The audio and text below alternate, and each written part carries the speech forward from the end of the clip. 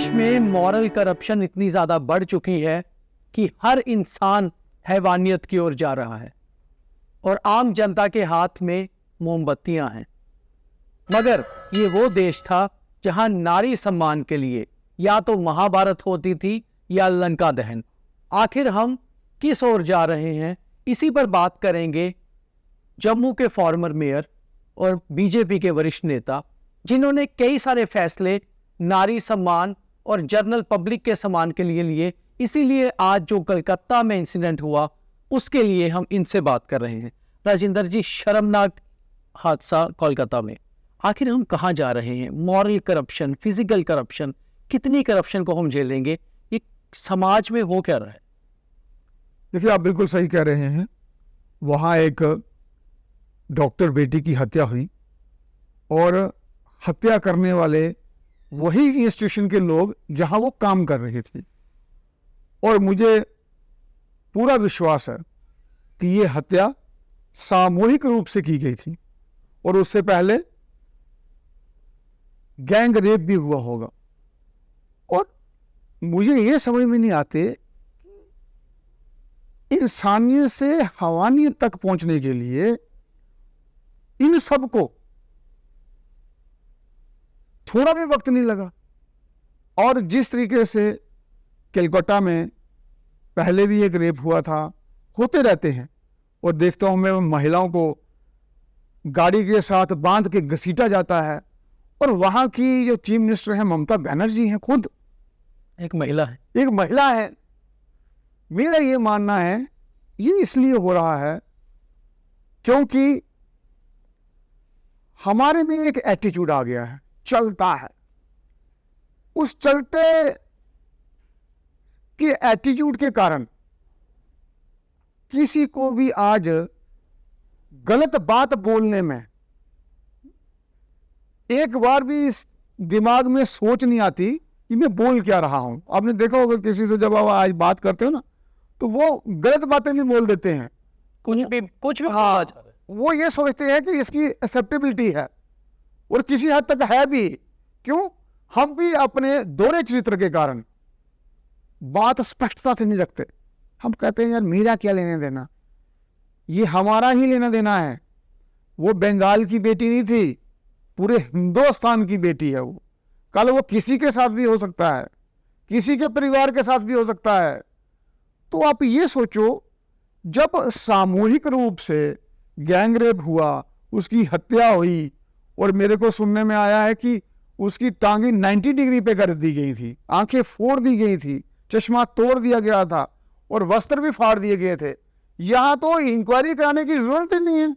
हम कहते हैं देश बदल रहा है, आगे बढ़ रहा है। 14 वर्ष पहले निर्भया के साथ जो दिल्ली में हुआ, वही कोलकाता में एक बेटी के साथ हुआ है। तो आपको लगता नहीं कि हर आदमी समाज का जिम्मेवार है? जैसे आप जब मेयर थे, आपने काफी सारे डिसीजंस लिए थे जर्नल करप्शन के खिलाफ भी और ऐसी मॉरल करप्शन के खिलाफ भी। आपको लगता नहीं है हर ओहदे पर जो शख्स बैठा है, चाहे चीफ मिनिस्टर है, चाहे कोई मेयर है, चाहे कोई अधिकारी है, उसको एक स्ट्रिक्ट फैसले लेने चाहिए ताकि समाज जो है वो सेफ महसूस कर पाए? देखिए, आपका कहना सही है। प्रॉम्प्ट डिसीजन मेकिंग तब होती है जब आपकी कोई कंसिडरेशन ना हो।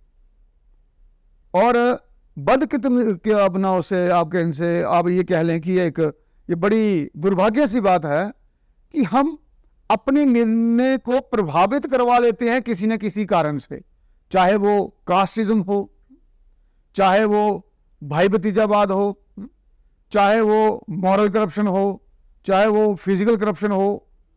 जब ऐसी चीजें आएंगी तो हमारी निर्णय लेने की शक्ति वो है प्रभावित होगी। और वही हो रहा है, क्योंकि हम जनप्रतिनिधि भी इन भावनाओं से चुनते हैं कि ये मेरा मोहल्ले वाला है, ये मेरे गांव का है, ये मेरा शर्मा है, ये मेरा वर्मा है।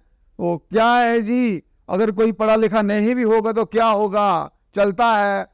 उसी कारण ये सब चीजें हो रही हैं, क्योंकि हम सही निर्णय सही वक्त पे नहीं लेते।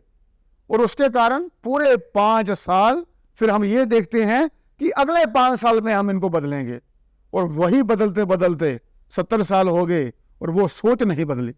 आज भी कई लोग बात करते हैं कि वो जाति गणना कराओ, इसको कराओ, उसको कराओ। भाई इन चीजों को समाज से क्या लेना देना है, समाज की पॉलिटिकल सिस्टम से क्या लेना देना है।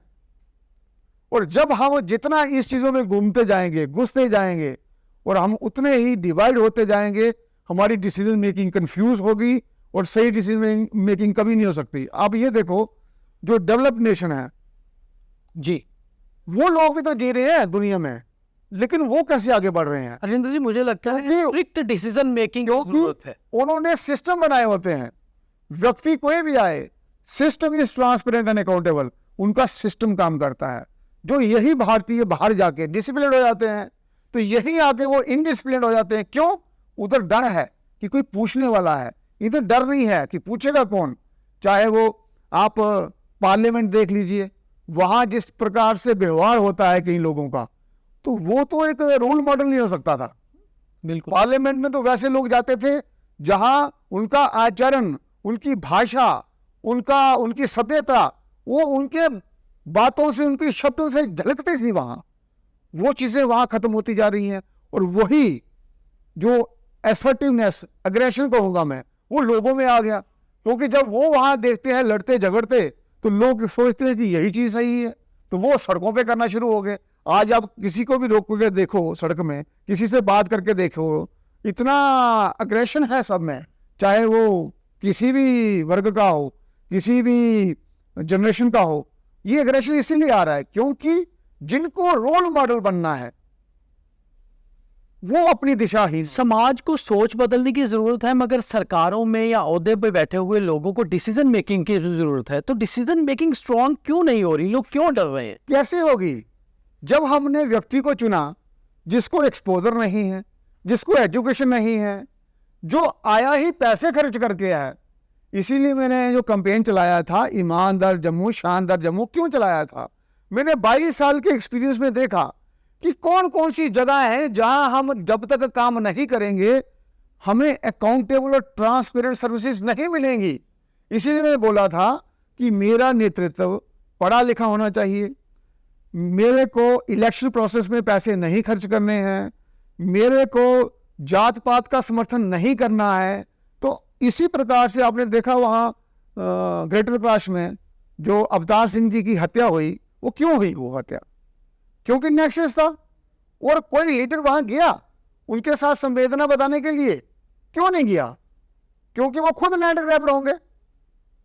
वो लैंड ग्रैबर अगर ईमानदार होंगे तो ही स्ट्रिक्ट होंगे, ये आपने एक साबित किया है इस साल को जम्मू में। तो आपको लगता है कि राजनीति में भी बदलाव की जरूरत है? वही मैं निवेदन करने आया हूं। इलेक्शन अनाउंस हो गए हैं, जनता से विनम्र निवेदन है भाई, अपने भविष्य के लिए, अपनी बेटियों के भविष्य के लिए, अपने बेटों के भविष्य के लिए और समाज के लिए इन चीजों से बाहर निकलिए।